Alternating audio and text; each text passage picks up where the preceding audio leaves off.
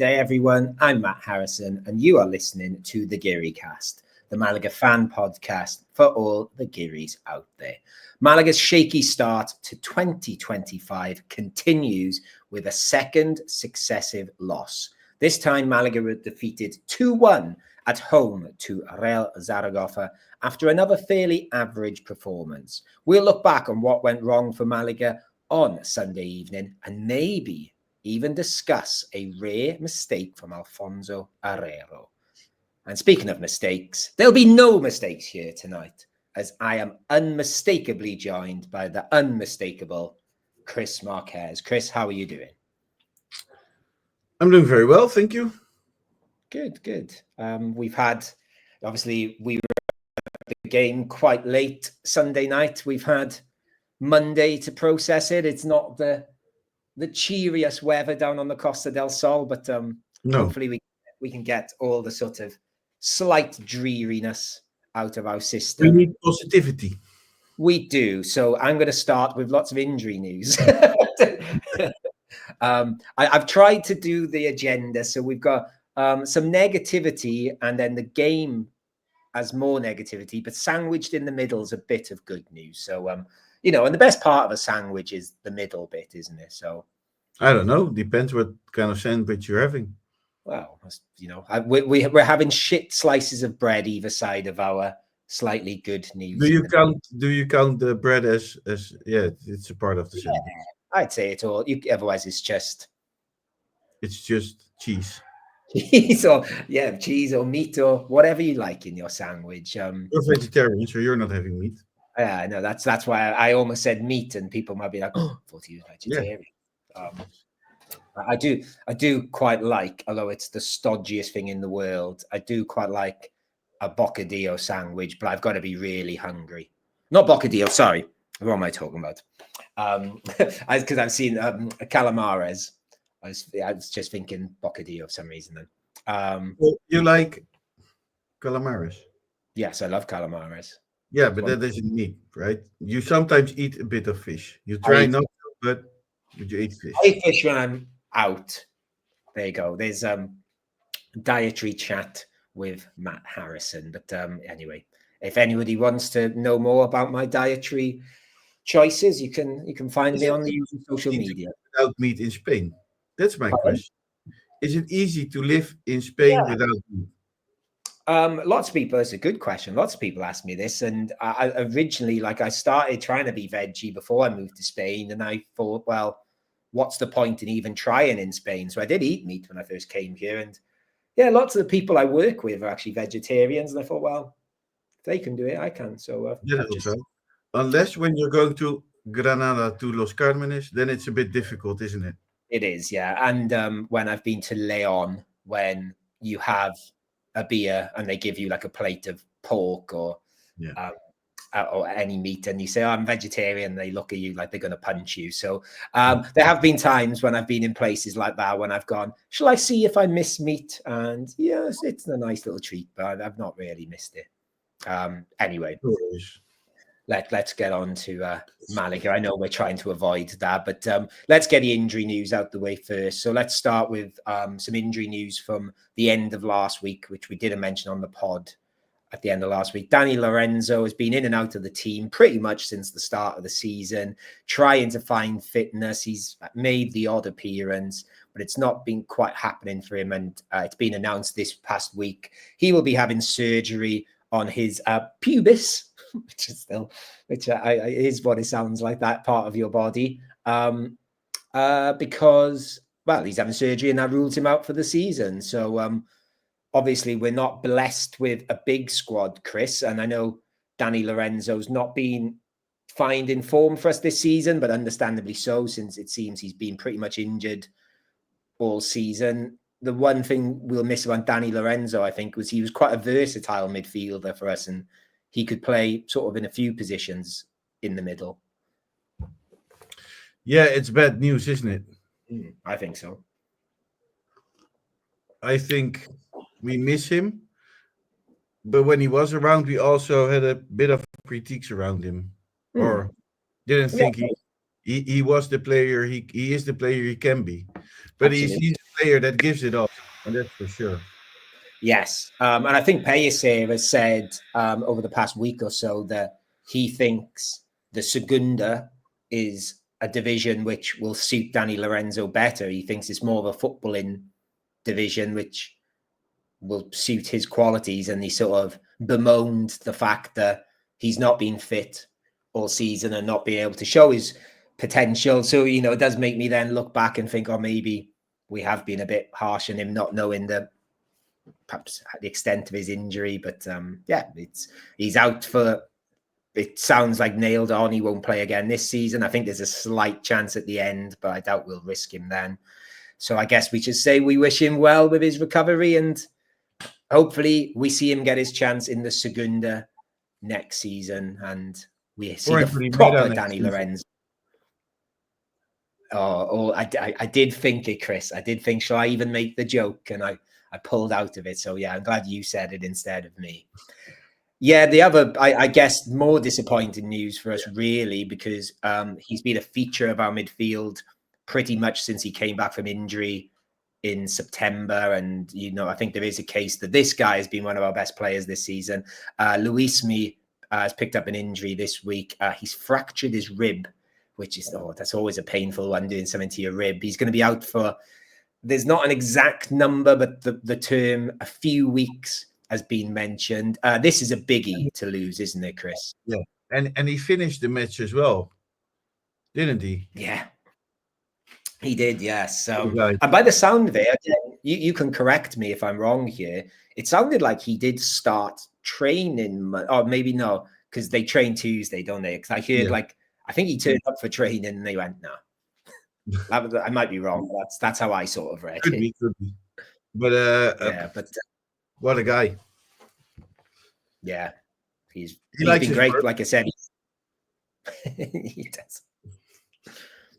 He's I think when it comes to the end of season and we talk about Player of the Season awards, I think his name is definitely going to be mentioned as a possibility.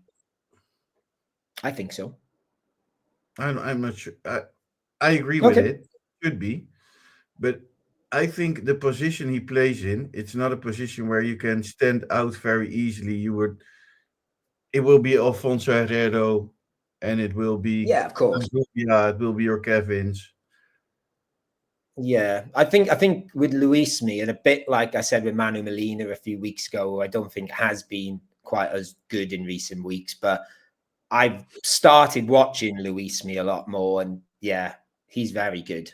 He's a really good footballer, and he's like we said, like you're right, he goes under the radar, but players like him, we want to go under the radar and just do their job efficiently. So it'll be interesting to see who comes in for him. Obviously, we'll do the preview show later in the week, Chris, but we can perhaps mention it now. Who do you think is the main candidate to step up to that Luismi role? I would say Musa, but he's at Marbella. He's your name now.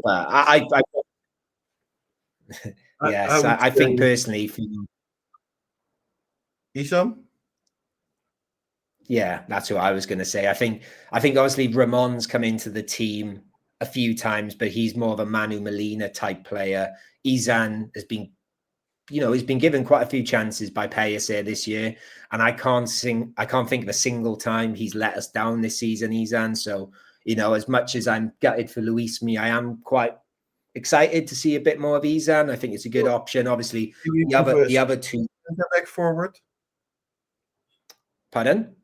Maybe move a center back forward. Alex Pastor.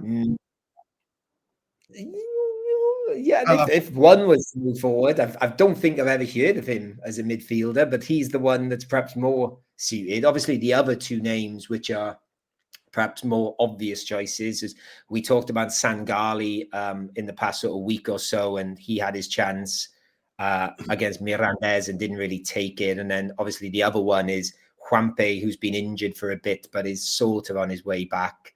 But yeah, I think of those. I can see a Pastor going on that position and be like a Busquets. Okay, you've heard it here first. I'm not saying I'm dead against that idea because we. Yeah, I still think I think it's going to be Izan for the next game at least. But we'll see what is coming out of the training sessions over the next week or so. But also, I didn't know till this week that Luis is from Cadiz. I had no idea he was from down that part of the world. I thought he was. Don't know where I thought he was from. I just didn't know. I just thought I'd mention that. Me neither. Yeah, so obviously there we're talking about players out of the run-in. We are just a couple of days away from the transfer window closing. Malaga has been very quiet. Of course, Chris has mentioned the one player out the door so far with Musa joining Marbella on loan.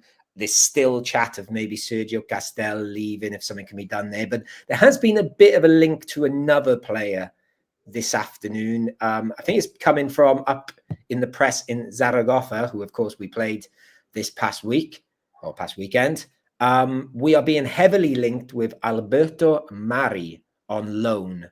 He is a Valencia player who has been on loan this season with Zaragoza. He's not had many minutes. He's made 17 league appearances. From what I gather, most of them, if not all of them, are off the bench. He's played in 2 cup games and he has got 1 goal.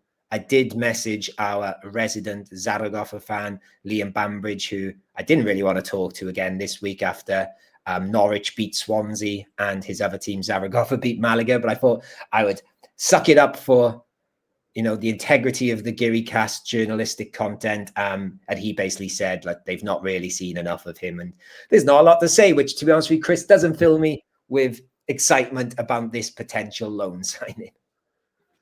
I think Malaga's having the strategy there they had the past 4 seasons since we're doing the Geary Cast, and that is waiting until the last day.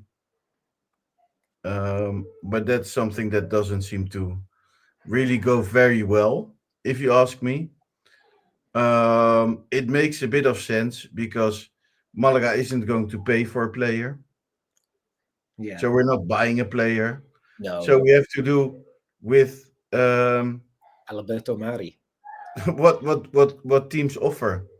And I think Malaga, what I personally think, is that Malaga will wait till the last day when clubs really have no other choice than let the players go who they need to let go to bring in other players. So we depend on other clubs with what we can sign or not. Yeah. So I guess the question for Malaga and us with Alberto is it, oh God, I can't believe I'm going to make this joke. Is it more snog, marry, or avoid?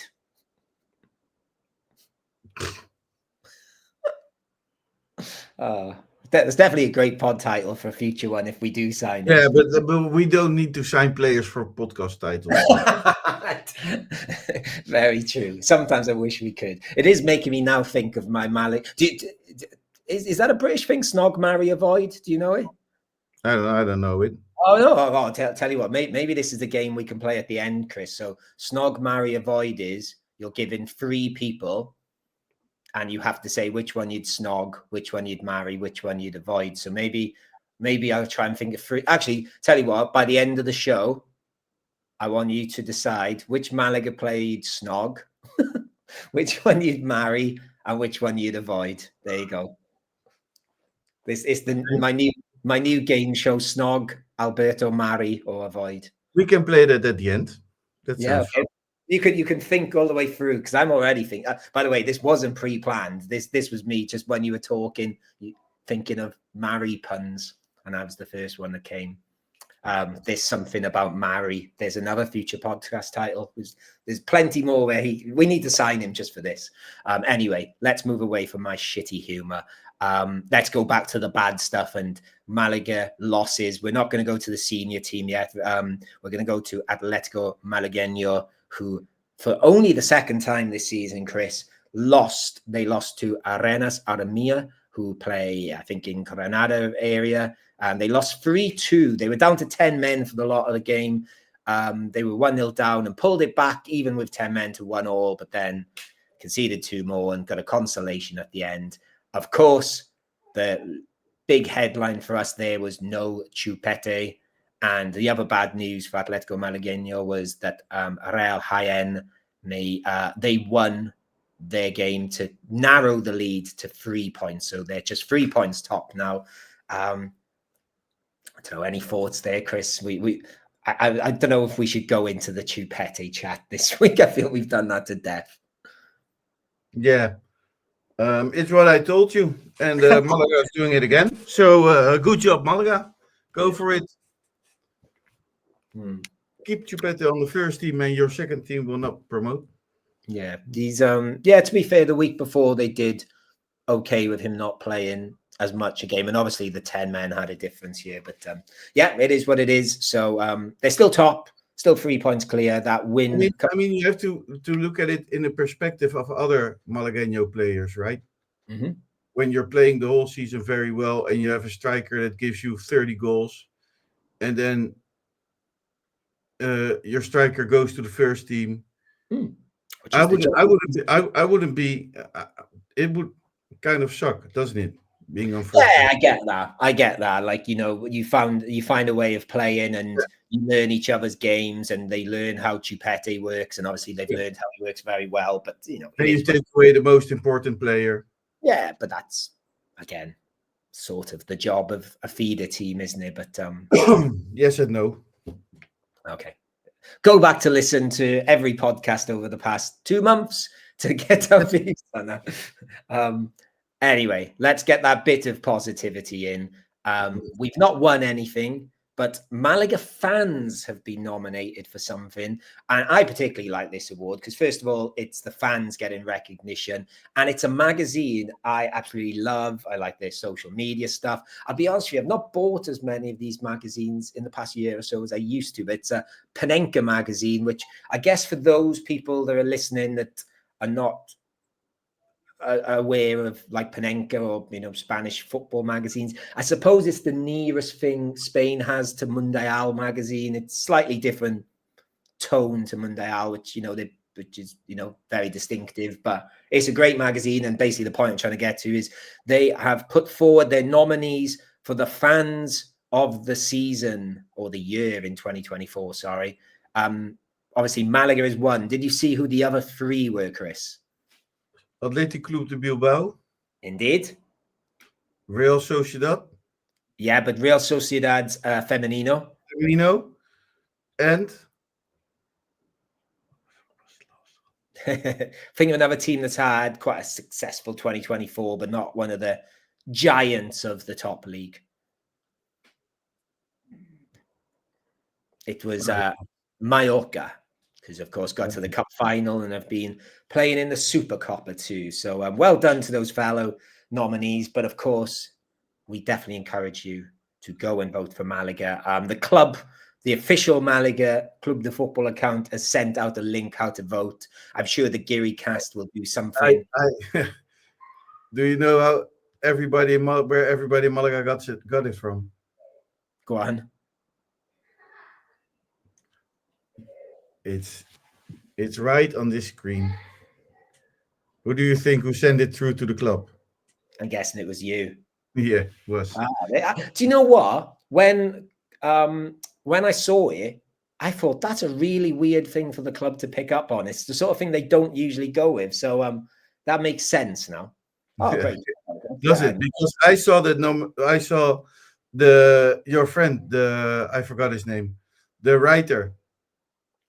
I have a lot of friends, Chris. I don't know. The Portuguese writer. Miguel Pereira. Oh, he's nominated as well. Oh, excellent. He mentioned the Geary cast. Oh, did he? Oh, great. Yeah, I'm glad he's nominated too. He said in a post that he's nominated and thanks, and also Malaga's nominated. Oh, great. He mentioned us, and then Malaga's nominated as best fans, and then I thought, I didn't see this anywhere. No. It's then I thought, okay, well, let's send it to the club, and then they picked it up, and they said, one of our Geary friends sent it to me and told me to mention it on the podcast, and I was like, oh, cool, because I missed it too. I completely missed it, and I follow Panenka on all these things. Who was it? It was a certain Dundee United fan. Very good, Paul. Yes, very good. He likes these but it's guys. also, I have to say, it's not very. You can't really notice when you don't like are being mentioned by a Portuguese writer or by Paul, who seems to find everything. Also, like. Also, just I will say it in case I don't know you can read Spanish or you're learning Spanish, like, and you like football. Panenka's the best. It's really, really good. It's really And cool. if you ever need a private detective or a detective, then contact Paul. All right. Okay. He All right. finds everything. New Yeah. kids. Well, he's also Batman, remember, but that's a story for another day. Yeah. Yeah. I Okay, do. let's go. Yeah, and hopefully we win it because it's sort we of deserve it. at the end of the first half of the Segunda season, we do have the highest average attendance in the Segunda, in the top 10 in Spain for a second division team. We're the only second division team in the top 10. And of course, we just had those mad trips in 2024, as I'm sure you saw yesterday, Chris. It was a year on since we took 5,000 fans to Granada yesterday. A beautiful day. Great times I indeed. don't know if I've said it already, but last Wednesday, Feyenoord won 3-0 against Bayern Munich. Yeah, Chris, we're going to have to move on, sadly, from this talk about great fans and I just wanted to say it. I don't know if I've mentioned it already or not. You need to get Chris Marquez merchandise with that your new catchphrase written on it. At least until the next Champions League round of games happens. That's this week. It is indeed, yes. Who have Feyenoord got? Lille. Was it every week? Lille. Lille, as you did. If they win against Lille tomorrow, they have the chance to get in the first 8.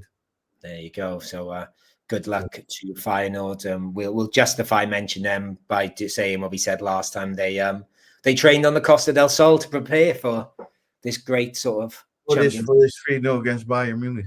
Exactly. Yeah. Okay. Well, let's go.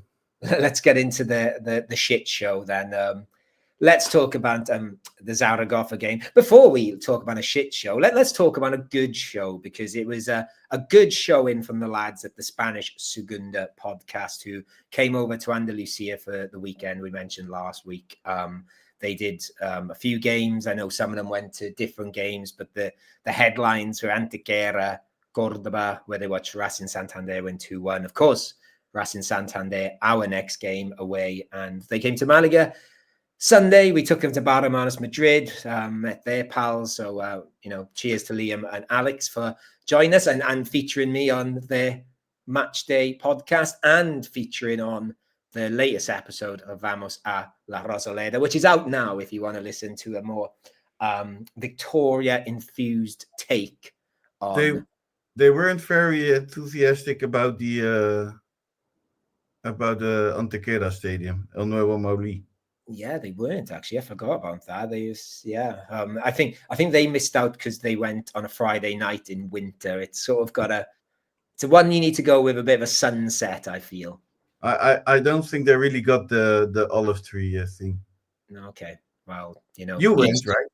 Yeah, I loved it. Yeah, it's a great ground. Well, I think I loved it because I knew, it's Andalusia. There's lots of lovely towns. So I knew it'd be lovely. But Antequera, I was like, whoa, this place is beautiful. And, it was a lovely, what was it like? It was spring afternoon, walk to the ground, drinking beer in the ground. Yeah, I just loved it. It was great. And you know what I love? It's the fact that when you're outside of the stadium, it's a wall. It's just a green wall.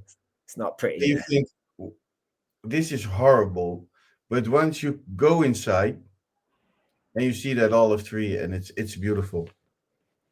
Yes, indeed. Again, we're delaying talking about the game here, but let's get into the game. So I'm glad those guys enjoyed their weekend.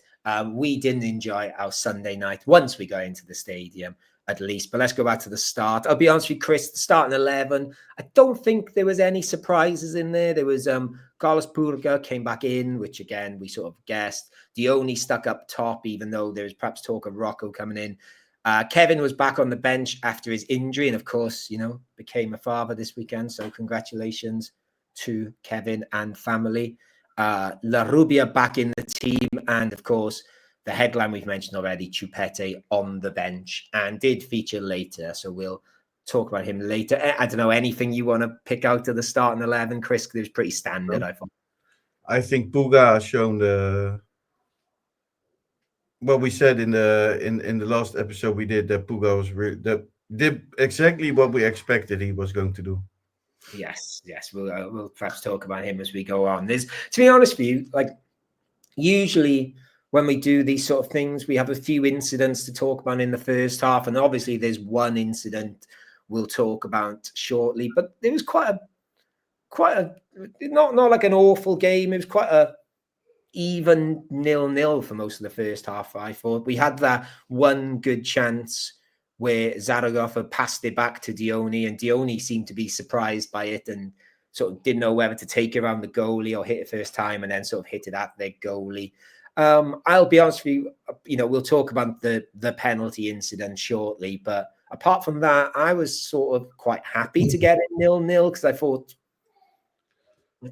we'd start. I think we were a better team in the first half. Yeah, because I think many chances, but what a horrible referee again. I think that's the highlight for me over this whole match. And I'm not saying that we've lost because of the referee, no, but it was dreadful to look at another match with a referee like this. Yeah, I think that's a fair analysis, actually, because I don't think he made any big mistakes, but it was lots of little mistakes that give another, because the way I saw it, Zaragoza should have had 3 yellow cards in the first half. One for the player who where there was that situation with Alfonso Herrero. And there were so many situations, and the linesman was horrible as well, because he arrived like he was always behind. You know what I mean? Yeah, I can't say I noticed the linesman. I noticed it like 3 or 4 times where I said, "Wow, this is incredible." You're not even on the line. Yeah, I personally think I think the first 10 minutes we came out the blocks quite well, and I think it was quite even. But I think towards the end, after the penalty no-show, thought they were a little bit tidier than us, to be honest with you. I remember feeling like happy with 0-0. So let's go to the penalty thing, because to be honest with you, this penalty to me, obviously there must be, it's like an optical illusion for me, because everyone's like, because in the stadium, the guy in front of me, so just for those that haven't seen it, I can't remember, it might have been Antonito, took a shot from the edge of the box and it hit a Zaragoza player's hand, but I think they're saying it hit a Malaga player's back first. And the guy in front of me in the stadium had, I don't know, he had it on his phone. So we're all around his phone watching it, and everyone was like, his back. I just couldn't see it. I don't know. I could see it a little bit when I watched it again today, but I'm guessing it was the right call, yeah? I've seen it, but you don't see it. Yeah. So either way. Yeah, I get the impression there's not been many complaints about it, and I don't know. The fans around me seemed quite accepting of it anyway, which was a bit frustrating. Although I was quite interested. Like, I was more concerned with who was going to take the penalty. I wasn't. I guessed it would have been Dione at the moment, but or Antonin. Yeah, it was those two basically, wasn't it? I was just curious who would. Antonito. Sorry. Yeah, I knew who you meant. Yeah, and perhaps the only other incident to mention in the first half was, you're talking about the ref not dishing out punishments, but Malaga have threatened punishments in the past 24 hours because there was a laser pen being shone from the opposite end of the ground, the north stand, supposedly at their manager, the goalie and the referee, and Malaga have come down very serious on this and explained like they are trying to find the person who did it. There's the minimum fine could be 3,000 euros, the most could be 60,000 euros. But the worrying thing for me is, and I don't know if I've missed some nuance in the reading it in Spanish here, but my understanding is if they don't find the person, the Malaga would pay the fine. Am I right? Somebody has to pay. I don't know. Yeah, because that seems like what a dick. If Malaga doesn't find the person, I think Malaga will get the fine. Yeah, that's my understanding. I was just. And what Malaga will do if they find the person is that they will give the fan put charges on the fan, so they will let him pay the. I don't know. I think why should you bring a laser to a football match, or why would you even have a laser in your home? Let's start with that. Yeah. Let's forget the bringing it anywhere. Why do people spend money on a fucking laser? It's not fun. It's the most stupid thing you can buy. Yeah. I don't understand. My guess, and it doesn't make a difference really, because someone's got to be responsible for it. My guess it must be a kid that just thinks this is funny, and hopefully this message stops that happening again. Because especially obviously we don't want people messing around with the game, and obviously certain lasers can do damage and health damage to people's eyes, and obviously that's the main concern. But from a Malaga perspective, we don't want our club are not in the healthiest of finances. We don't want any sort of fine for any reason, really, do we? So hopefully that gets resolved. The club seem to be really serious about it, and I read like they are working with the police to find the perpetrator. So we'll leave it there for that. Speaking of shining, there was a shining moment at the start of the first half when Malaga did take the lead, Chris, and Dioni with with a tap in, but Lobete with a lovely cross across the box, or not even the box, the 6-yard box, that made it impossible for Dioni to miss, really. It was quite impossible to miss. So what do we say? So what do we say? Our number one is? Who's our number one, Matt? I don't know what's going on. Alfonso Who's Herrera. our number one striker? Okay. Dioni? Yeah. Okay. Right. Sorry. I was a bit confused. Can we now agree on this? Pardon? Can we now agree on this? Yeah, I've never been against that. Come on. No, but people are missing Rocco Baturina. Yeah, I have said I wouldn't mind seeing him given a go again. But yeah, Dioni's record, to be fair, for a 35-year-old who's not a typical number 9, his goal scoring record's not bad actually this season. It's pretty good. And obviously, it was a great run. There was no one around him. He had, like I said, it was the easiest of tap-ins, but great work from Lobete. Actually, I think I noted, at the start of the first half the second half, and for quite a few times actually, Lobete was playing up front quite a lot actually, and Dioni was dropping back, which was quite interesting to see. If people find that stuff interesting, I don't know, but and to be honest with you, once we got 1-0 up, I was fairly confident. I thought, okay, we're quite good at holding leads, and I'm going to come back to that theme in a second because I have got a crazy stat, which I'll get to shortly, but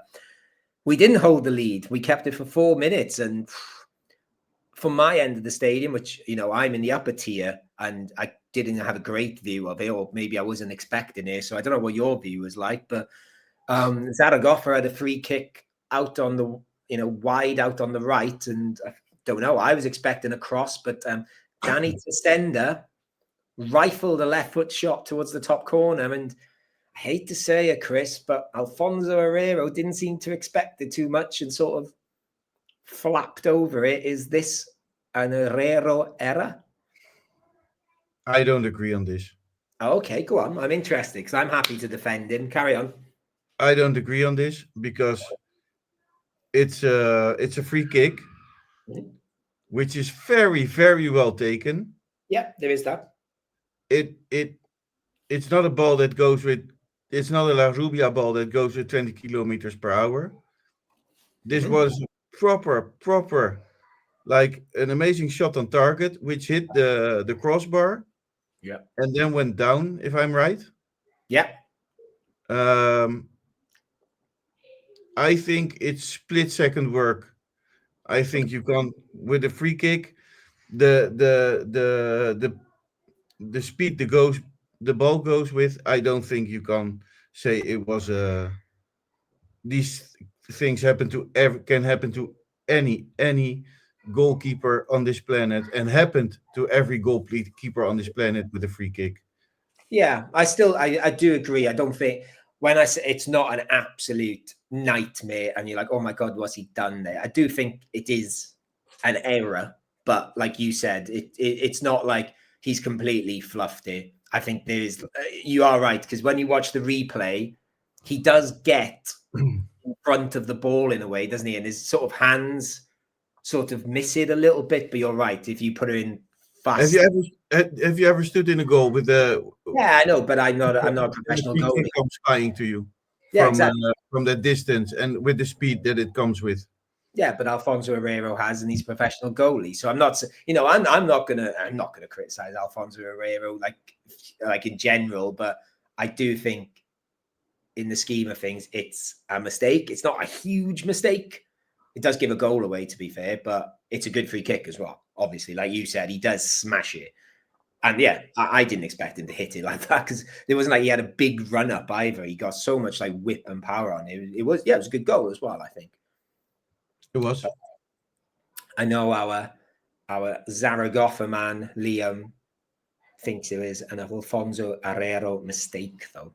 I remember, so I'll put that from the Zaragoza side of things. But there you go. I think I've not, but I do agree with you, Chris. It's not. I don't think we need to worry. Not at all. No. And then obviously let's before we talk about perhaps the decisive moment of the game, Pellicer did try to change things around. If we look at this, if I name these lists of if I name the list of substitutes that came on: Ramon, Aaron, Kevin, Rocco, Chupete, and Chupete did get 35 minutes, like you said. Lots of people have been asking to see more of him. That's a very positive sort of change in the game. But I've got to be honest with you, I don't think any of them really worked, did they? No. For whatever reason, I'm not saying it's the players' fault. I don't think we had much of a plan when they were on the pitch, to be honest with you. There was we had Rocco and Chupete up front, of course, like both big guys. I don't know, we just weren't getting it up to them at all. I don't think I don't think. I think Chupeta wasn't good enough. Yeah, and which makes sense because every time the guy goes on the pitch, there's this expectation. but I think there's a support behind him more than I think he's expecting though. He has played 40 minutes of football, or was it? Sorry, about 55 minutes of football and got a goal. So it's not like he's completely rabbit in the headlights. I didn't think he was awful. I just don't think we played to him. And actually the same to Rocco, to be honest with you. I don't think they did anything wrong.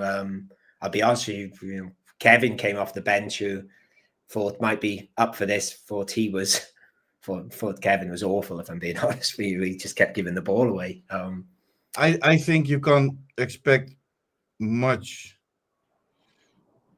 of Kevin coming back from an injury. Yeah, I know that too, but I'm just, he was on the pitch. I'm just sort of saying as it is, and obviously his mind might have been elsewhere after the weekend he's had. So I'm not really saying he's a disgrace. Of course I'm not. I'm never going to say that, am I? But I just thought, it was a bit frustrating. I expected Kevin goal just for the fact that every time a father comes on the pitch, or a newly father, they have this on the pitch. Well, maybe not too fast, because if you do this with a baby, the baby. I think I said that to the lads on the weekend. I wanted to see David Larrubia, Dione, and Kevin doing the rock the baby celebration like the Beto in World Cup '94, but it wasn't to be. Maybe he'll come in the next few weeks. But I thought it was a bit of a shame, because I think if I look at those 5 subs and you told me they're coming on in the last half hour or so, that gets me very excited. And I think we got worse for whatever reason. I don't know why that is. Because obviously Zaragoza did score second, 74th minute. Bang, Wallop, Pau Sans. He'd only been on the pitch for 6 or 7 minutes. We talked about before the game that I think I mentioned on the Vamos episode, so I should mention it here, that no team in the league has got more goals off the bench than Real Zaragoza, whereas no team has a higher percentage of its goals off the bench than Malaga. So this was always going to be decided by the subs. They just caught us on the counter-attack, I think. That we had that quite good chance just before where it was the goalie got down low to save it. I think it was a La Rubia shot, maybe. I don't know, any comments on the second goal, Chris? I thought they took it well. Took it well, bad defending. Malaga was full attacking at the moment. It was a counter. Those things happen. I don't know. I think till that goal, Malaga was the better one. We created the chances. We were having the ball, and then they counter you. And after that, it was a lot of lying on the floor and we have a throw in, but we're not picking the ball. The usual thing you see in Spanish football nowadays. Yeah, it gets a bit frustrating, doesn't it? Here comes to be honest. Here comes my amazing stat, Chris, which I'm going to ask in the form of a question. So I don't know how many games he's been in charge of. 150 or something like that. So yeah, I think it's 150 league games Sergio Pellicer has been in charge for now. How many times do you think in that 150 or so games, we'll ignore the cup games for now, but I might add some in with them, that Malaga have gone ahead and lost the game under Sergio Pellicer? Do we count Estepona with it? Okay, so that's one of the brackets if you want to include the cup games. So that does count. I think this is the first one beside the Estepona match. Okay, you're close. think about what happened last week. Oh, yeah, it happened last week as well, didn't it? Yeah, they are literally first two times that Pellicer, I believe, if I've understood this right, I'm again, it sounds so ridiculous. I feel then my question is, can you? No, that doesn't make sense. What I say, no. Yeah, so 2 times in over 150 league games, Sergio Pellicer's team have gone ahead and lost, which is an amazing stat. To the extent I'm literally scrolling through to find out if I got this right now, but I believe that is right. So fair play to Sergio Pellicer. If we're going to find some positives, there you go. But can we stop doing it now, Sergio, and go back to the 150 odd games before? But yeah, tells you. I'm trying to think of the playoff games actually, because it feels like we went down in. I suppose they don't count because they're over 2 legs. And by the way, when I say we've lost the game, we've probably, I'm sure we've drawn plenty when we've been ahead, certainly this season. But yeah, I thought that was interesting. So there's another nice stat for you. I don't know, anything else you want to say about the game? Because I don't think there's any more incidents, and I think we've covered. No, I think a little critique to the atmosphere in the stadium. Okay, go on. Why? I'm curious. Well, I don't know how it was from the outside of from those tour, but inside it was there was no atmosphere, not like the other weeks. I will say the Depot game was particularly lively, wasn't it? Did feel really loud in there then. So yeah, I'd agree with you there. I didn't notice it being bad, but you're right. I didn't really think, it's rocking tonight. So I don't know about being critical, but yeah, I suppose when we're celebrating our fans so much, let's get it rocking again. Who's next? We didn't mention that, by the way. We've got Levante at home next, but the game after that, it's now been announced we're playing Tenerife on a Friday night, which I think is the first Friday night game at La Rosaleda. But first we go to Santander away. Yes, which, plug here. Go and listen to the preview show later in the week when that's out. Yeah, so I can't say I really noticed much with the atmosphere. But yeah, maybe the Spanish Segunda guys can let us know what they thought of it as neutrals. Okay, then, Chris, let's go to our Chumbo and Biznaga. Let's start with Chumbo then. So who are you going to pick as your Chumbo? That's a very difficult one, but I'm going with maybe someone you won't expect me to say, but I'm going with Antonito Cordero. Okay, that's interesting. I thought he was good actually, but not like one of the. He's not in my Biznaga nominees, but I wasn't. I think he gave too little, and if I thought it was if Kevin got more playtime, maybe Kevin. But the fact that he's coming back from an injury and he didn't have much playtime, I think it's not fair to give it to Kevin. But I'm going with Antonito Cordero. Okay, I've got two written down. Again, same thing you said. I've got Kevin written down as a possible, but yeah, I think it'd be harsh to give it to him. I've got Carlos Buga written down. I thought that was the first half. That was the bit they were getting down, and in the second half, even more. Not that I thought he was awful. He wasn't awful, but I just thought he was our weak link at the back that they went for. And yeah, and I thought Antonito Cordero was our weak link at up front. Okay, that's fair enough. Let's go to Biznaga then, which again, I think is quite tough. I've got two names written down here, though, who I think are the two standouts. So I'm interested to see if you've got anyone different. So who are you going for, Biznaga? Difficult one. Difficult one because I think I'm going with Dione. Okay. Even though he scored.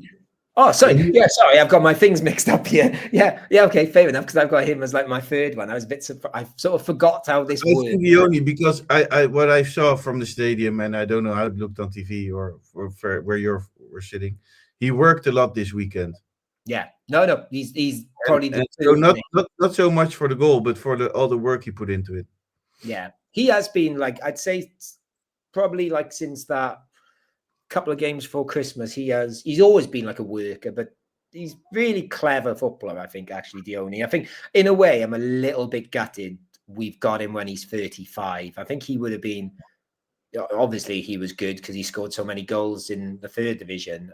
But yeah, I think he's a good honourable mention, actually. Sorry, I just got my Biznaga and Chumbos completely mixed up then. I've got two names written down, and to be honest with you, I haven't really decided which one to pick. We've already mentioned one of them, and that's Luismi. I thought... Oh, he was great as well. Yeah. But I had a few moments where I thought, ooh.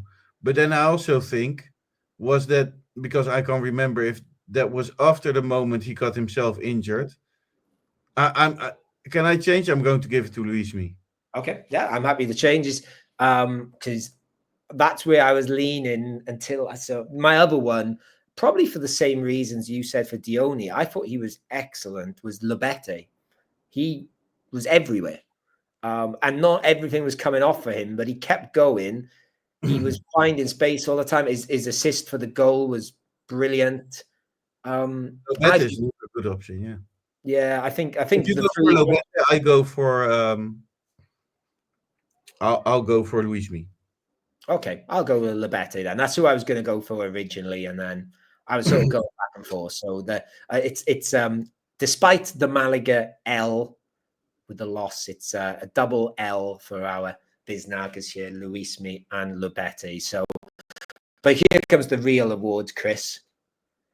Who is your Malaga Snog Mario fight? So you've got a Snog one Malaga player. Who's it going to be?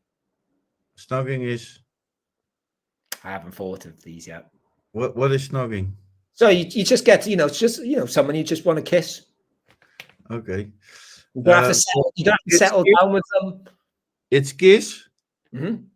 What were the other two? Marry. So the person that you think, you could make a life with, reliable, and then avoid, the one. Okay. And the third one? Avoid. Like someone you just, I'm going to avoid that. Avoid. Okay. Got mine, I think. Do you want me to go with mine while you're thinking? Yeah. Okay, so Snog is easy. Of course, it's gonna be Kevin. I'm not settling down with Kevin. It's just a bit of fun, isn't he? For Mari, I had 2 for Mari, but I think I know where I'm gonna go.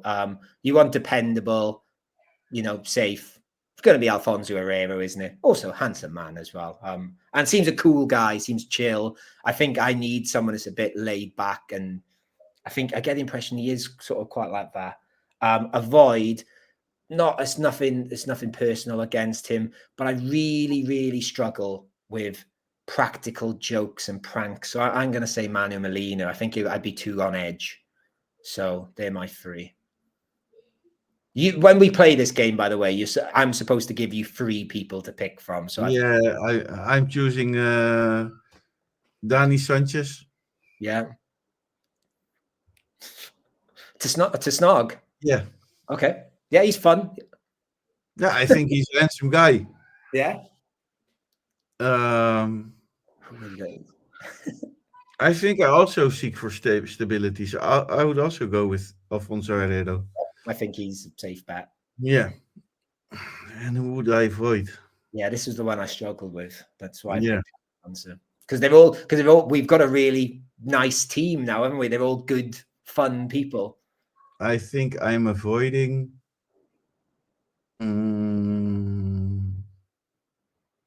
That's really difficult. I did consider choosing Kevin for avoid because obviously he's just had a kid, and I just I was going to let him go. But Wow, who would I avoid? This is the most difficult one. Do you think there's any other club sport, club-based podcast doing this on their podcast? I don't think there is. Probably not, but I'm still thinking of who to avoid.